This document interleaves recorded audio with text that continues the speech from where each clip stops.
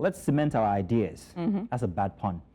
But earlier this week, the Nigeria's House of Representatives gave cement manufacturers in the country a 2-week ultimatum to appear before the Parliament to explain the arbitrary increase in the price of cement or face legislative action.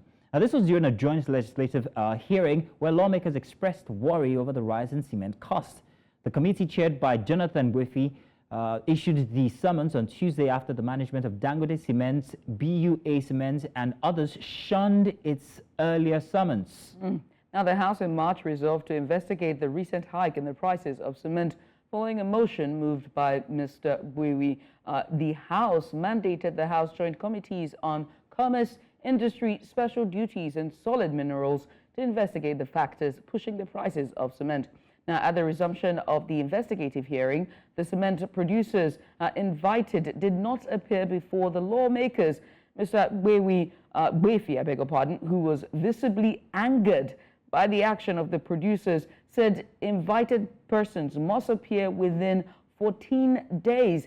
He lamented the high cost of building materials in Nigeria. According to him, the high cost of building materials are contributing to homelessness in Nigeria. Now, to unpack these factors, we're joined by Dr. Olufemi Akinsola, President, Nigerian Academy of Facilities Management. Dr. Olufemi, you're welcome. Good to have you here, sir. Thank you very much. Good, sir. So, sir, please, let's get some context to the hike in price that we've been talking about. This hike in price being queried by the House of Representatives. What exactly is the value of these hikes? What was the price from perhaps maybe a year ago to what it is currently? Could you please give us an idea? Thank you. The issue of price hike started around August, July this year. The price of cement jumped from relatively 3,000, 3,500 naira to up to around 10,000 naira by February this year. And there was an uproar in the country that it is quite unacceptable. If you will recall, around this November, December, BUA came up and said they are commissioning a new line of production in their cement factory. And because of that, they believe that the additional production will bring down the cost of cement. However, they pronounced 3,500 naira per bag as ex-factory price for a bag of cement. But you will find out that it has not relieved the price of cement or the hike in price of cement in the country. The reason for this hike, if we go deeply into it, there are about 7 reasons advanced for the price hike. One of it was transportation costs. We all know that the moment the naira was devalued and subsidy from fuel was removed, everything shut up in the country. And this cement production is geostationary. That is, they are located in one place or the other. They are not distributed all over the country. That's why you find variation in the price of cement between each of the states of the federation. For example, now, the price of cement in Lagos is about 7,800 naira, 8,000 naira. When you get to Ibadan, it's between 8,400 naira to 9,000 naira. When you go to Delta State, it will be between 9,000 naira to 9,500. What was responsible for this variation was cost of transportation. Another reason which was adduced for the price hike was fuel cost. I've mentioned that the moment price of diesel went up, most of the manufacturing industry increases the cost of their the unit cost of their production. And by I think exactly 2 months ago, when Dangote refinery started distributing diesel, and price of diesel came down to about 1,200 naira, we started seeing some of these costs coming down. Eventually, the diesel cost is about 1,900 naira now. And that's why we can find the price of cement falling from 10,000 naira, 11,000, 13,000 naira to 7,000, 8,000 naira now. So we can see that transportation cost is equally a factor in the price hike. Another reason is logistical costs, the logistical challenges.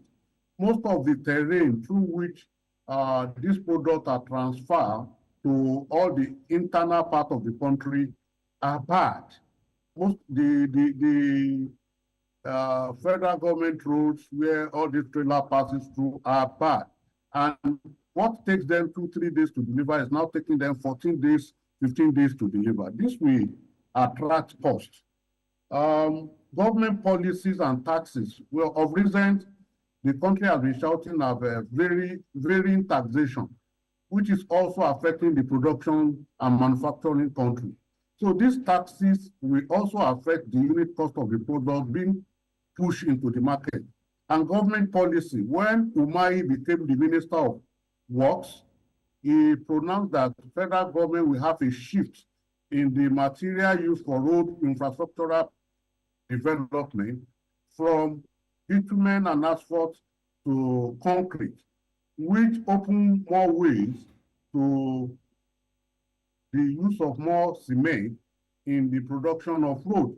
And this may equally escalate the cost of cement, even though it shouldn't be, because Nigeria total capacity required, or total capacity of Nigeria in cement production is 59.9 metric tons. And the total quantities required annually is just about 29 metric tons. So we still have a shortfall of about 27 metric tons, which is a surplus. So if we look at the economy of demand and supply, the cost shouldn't be high, except for the other reason I have given before, which are you have listed. It feels like the bad rules, government policy, double taxation, and so on. Taxation. You've pretty much listed what's responsible factors, contributing factors responsible for these hikes. But in your opinion, what measures should be taken to address the challenges then that is causing the rise in cement prices? I can't hear you well. What I'm saying is, can you hear me now? Can you hear me? Doctor, can you hear us? Yeah, I can hear you now. Okay, doctor. What Judith was asking was what can be done, or what was that again, Judith? The factors, right? You just named the factors. So what then can the government do to address it, to curb that, or reduce the prices of the hike? How can they address the challenges that is causing these hikes? It has been established that the cost of cement is not as a result of demand and supply factor. If it is demand and supply factor, we'll say they should improve or increase production. No. But it is basically more of government infrastructural deficit and incentives that should have bring down the cost of cement. For example, we have seen a measure of stability in the value of Naira in the last 2 months, and this has impacted on the cost of cement, not only cement, even rice and other things in the country. So the Naira value has a lot to do with what we are talking about. It is government responsibility to moderate the value of the currency in the country and ensure that it increases the purchasing power of the citizenry. So the government should live up to responsibility by ensuring that the value of Naira is substantial enough to buy what it should buy. There are speculations that the Naira is overvalued. Thank you very much, Dr. Olufemi. And because of that, what we should be using to buy 10 items are being used to buy 5 items. All right, Dr. Olufemi, we want to say thank you. Unfortunately, we've run out of time, but you have given us a very interesting view of exactly what the factors are responsible for the hike in cement. Let's hope that they obey the summons, and then we get to see how we can meet in the middle so that Nigerians can afford affordable housing. Thank you very much, Dr. Olufemi Akinsola.